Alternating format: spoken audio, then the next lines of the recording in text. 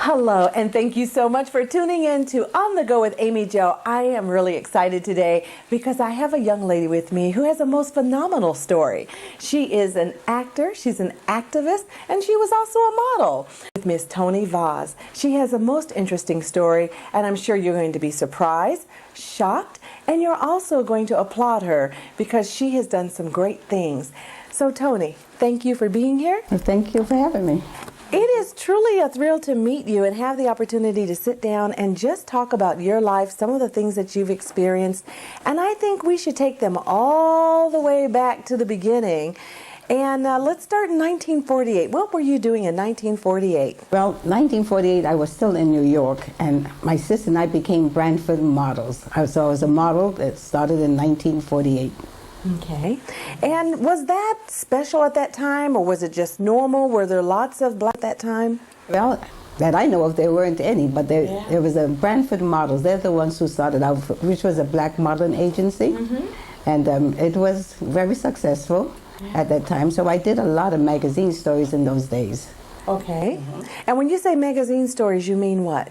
I meant stories like, well, being in those days, you know, for a black model was pretty hard, especially in my color. My sister was a very fair person, so her modeling job was different. She could do advertising for the hair and the makeup and things.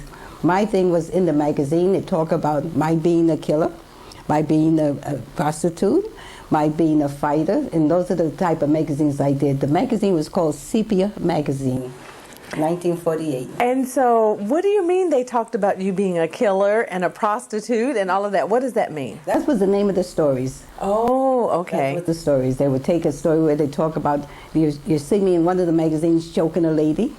Another magazine, here I'm in the hallway, I'm flirting with a guy, you know. Oh, so those were the types of roles that you were cast in for the print. Okay, I see. But so the modeling career went great for you, and so how many years did you do that? Maybe about 3 or 4 years. Okay. And then you transitioned and started doing what? Well, I left New York and came to California. I started being a movie extra in the business in 1951. I started then. Yes. And that's what I started doing as a movie extra. And I think that's really interesting because back in that era, in the early 50s, there weren't many black people that were in the movies. I mean, really, from your recollection, like how many? Very, very few. You had one or two doing shows, especially in the African movies, you know. We had like Watusi and Tarzan and the ape and the, you know, and the cowboy in Africa, you know. Okay, well, I want to share with everyone. Here's a photograph of the Tarzan movie, and this is you right here, right? That's me. And so how did you end up being an extra? Well, it wasn't easy. Actually, I had a girlfriend, and her boyfriend was an actor, so he had to go out for the interview. But me and went out for the interview. He did not get the part, so the director said, "Would you girls like to work in a movie?" And I was just visiting then because yes, and I said, "Work in a movie?" He said, "Yeah." I said, "Of course." So that's how I started being a movie extra. No training, no nothing. I had to learn everything as I went along. Just walk in. Just walk in. Well, you had some very amazing experiences being an extra, and I want to talk about just a few of those. In that movie Tarzan, there were kind of some tricks played on you. What were some of the things that happened? Well, there were quite a lot of tricks because they played the game on us because we really didn't know what was going on. Say we were told to run down the road because they had the scene looking like it was the jungle. So we were running down the road, but they forgot to tell us a lion was running behind us. A real lion was running behind you. Was running behind us. Oh. I mean, so sometimes you look at movies and I think, wow, that was like great acting, but it really wasn't necessarily acting. You were running for your life. We were running for our lives. Wow. Okay. And then it was, you know, it was things like that. They played the different tricks on us, and other kind of stunt works that I did. They were all tricks that were played in those days. Wow. That's why we had no professional people working as stunt people then. Later on, we had a stunt group that came in and they tried to show us how to work to do the different stunts, and that's how we had to learn. We had to learn ourselves. Well, you also told me about a certain film that you guys were making during the filming of Porgy and Bess. So tell us a little bit about that, and I've got a photograph of that right here. Oh, well, that was interesting. Porgy and Bess, you know, I worked with another girl. We were doing a scene. The scene had to do with Sidney Poitier and Sammy Davis. There was a big fight scene going on at that time. We were told to be looking out a window, and it was supposed to be a big thunderstorm. Yes. And we're looking out the window. That's how the director placed us. Sure. But we did see the guys working on the side, how they were cutting the wood, the banister, but we thought they were just building the stage. So then when the director called for us, which was Otto Preminger, which was a very rough director, he said, now when I say action, I want you girls to lean out the window. Yeah. We said, okay, well, we could do that, that's nothing. But when he said action, we leaned out the window, but we didn't know what the guy was doing before. He made the banister very loose. We fell out the window, so we fell down like quite a distance. We fell on a mattress in the wet. You know, it was a wet mattress and everything, and all they gave us, not money in those days, they gave us a shot of brandy. So. Okay, wait a minute, stop just a second. That seems just incredulous. Yes, it was. You were working as an extra, you didn't get paid money, they risked your life, and then they gave you a shot of brandy for that? We would get paid for working for the day, maybe it was about $25 a day in those days. Right. You see, but here we're doing a stunt work for them, and they didn't pay us. And they didn't even really tell you that it was stunt work. The window was going to give away, and we're going to come flying out the window. Oh my goodness. But it was a good take, they said. Well, yeah, I would imagine so. You get some real life, looks on your face, and They got what they wanted. wow. That's not the first time. Okay, well, what happened with the Poseidon adventure? You worked in that. Well, on the Poseidon, again, I'm working as a movie extra. That was my job, okay? But they sent me out to do stunt work without telling me. Here I'm working with nothing but stunt people. And there was a big fire scene and a big blast. That's when the ship was turning over. So I got involved in that. But I did not get hurt, but the girl behind me, she ended up with 11 stitches on her arms. That's how dangerous sometimes it was. But they were stunt people. Yeah, and amazing. That is truly amazing. Yes. And look at you. How many years young are you? Well, the end of this year, December 11, I will be 89. That's not possible. That's not possible. You look so young. Who do you attribute that to? Gather maybe the lion chasing me or running. Okay. Well, speaking of lions chasing you, that reminds me of a movie, Lions, Tigers, and Bears. It was almost that bad. You were telling me something about a gorilla story. What was that all about? Well, and one of the movies we had, I was called out on the set, and I was given a baby to hold, but it was standing next to a cage where a gorilla was in there. So I'm so busy watching the camera, we're watching the director, but he kept saying, get closer, closer, closer. I'm getting closer to the cage. There was a gorilla in the cage that was reaching out at that time. Oh my. So that was the end of that scene. Okay.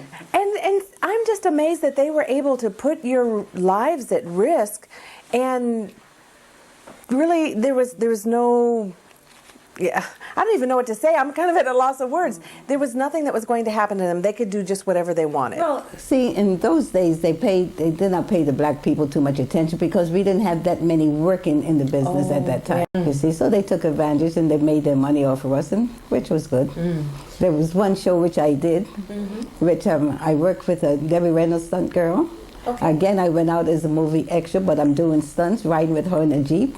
I'm the one who ended up with the gash on the leg, not her stunt person. I got paid $40 and the stunt girl got paid $350. That's why we're so happy when the Stuntman Association came and started looking out for us. Yes, and about a week or so we did have a couple of individuals from that association came on and they talked about their story, but I'll tell you what, don't tell them I said so. Yours was so much more exciting. Please tell them that. Thank you. I know I'm going to get phone calls. I'm just kidding, guys. I'm just kidding. Well, let's go on to another phase of your life. Yes. Being a stunt woman actually is very incredible. But you went to an activist role, and you started working with the NAACP, and that was back in the early 60s. So what was that like, and what was that about? Well, I joined the NAACP and they formed a new branch, which is called the Beverly Hills branch. That probably was made up of people in show business. All right, so Then we had a president, our first president of the Beverly Hills branch was called Don Olankos. He wanted to show what the branch could do, so he gave me a committee to work on. He gave me a committee called Coordinating Committee, and another one was called the Freedom Fund Committee. And then he called a meeting to see what we could do. So I went in there. I had nobody on my committee. It was just me. I did ask one or two of my friends, but everybody was busy at the time. Nobody wanted to be a member right then. So I went in by myself. So I gave an idea what I thought I would like to do for fundraising, and I thought of making the image of the black person a little better, because working in the African movies and then knowing about Stephen Fetchit and Amos and Andy and things on that order, it was time to change the image of the black person. Yes. So my idea was, let's change the image, and that's how the word Image Award came up in the business. Oh, so the NAACP Image Award, you had a lot to do with that. I'm the one who created that award. Wow, that's interesting. Well, that's something that is going to be a legacy for you, and it's continued on even down to this day. I hope so. Yeah, no, actually, I mean, I look forward to that every year and hearing who the winners are and who is being honored. Yes. So I think that's something that's really big. Okay, thank you very much. I appreciate that. And so tell me about this book.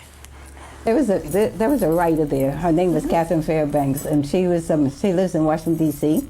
Here she was doing a book about all the African Americans in show business. So she found out about me, and she called me, and you'll find me that I am listed in that book. Not only that, I have 2 pictures in that book.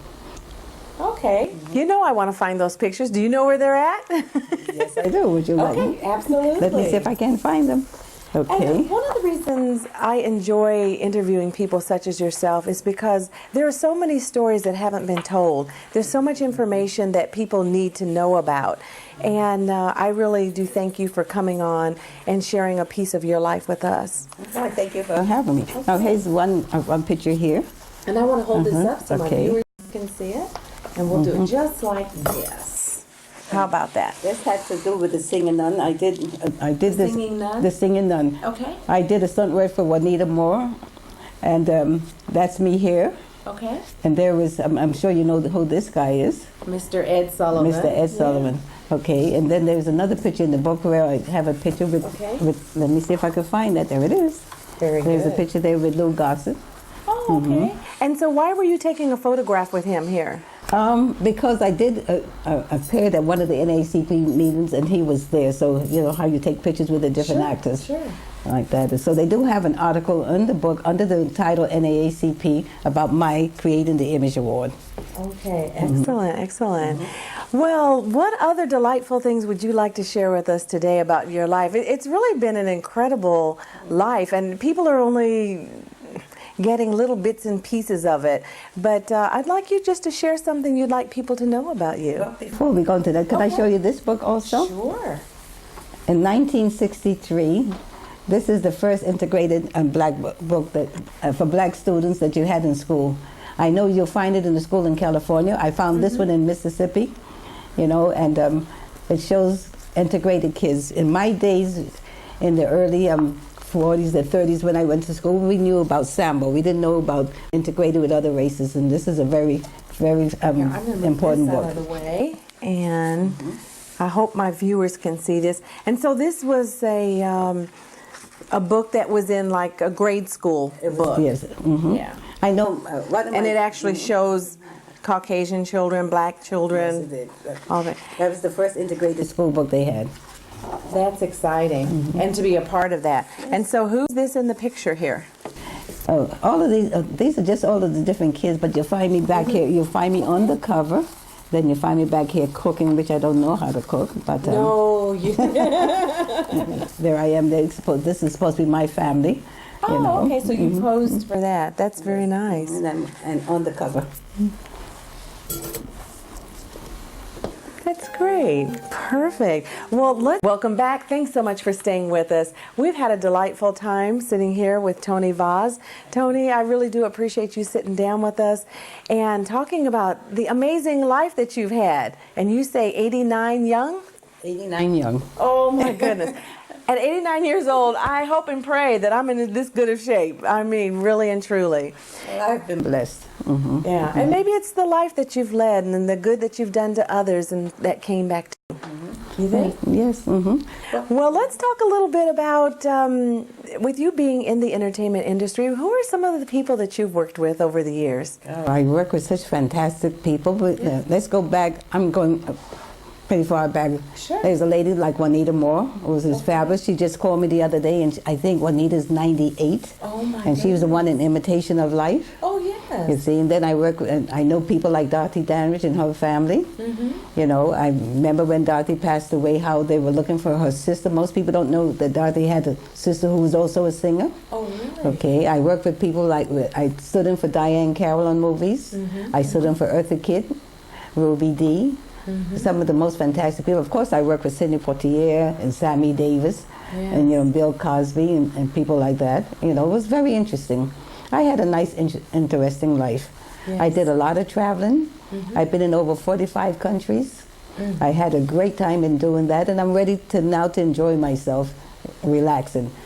My people come from Barbados. Okay. And I go back and forth just about every year. I visit them in Barbados, and I enjoy myself there. Okay. Well, I can't imagine that after all this time and all the things that you've done, that you will actually sit down and do nothing. Getting a little tired now. Getting a little tired. A little tired, but Wow. I'm still enjoying what's left. I still go out a lot of different places. Whenever anyone calls me, I'm there. That's why I'm here with you. Yes, and I am so pleased that Thank you. because this is information. This is a part of history. It's a part of legacy that most people are not privy to. And the fact that you took the time out of your life to come share it, and so that all of our viewers, all the masses, may now have a glimpse into the world of Toni Vaz. We thank you. I thank you. Thank you very much. Absolutely.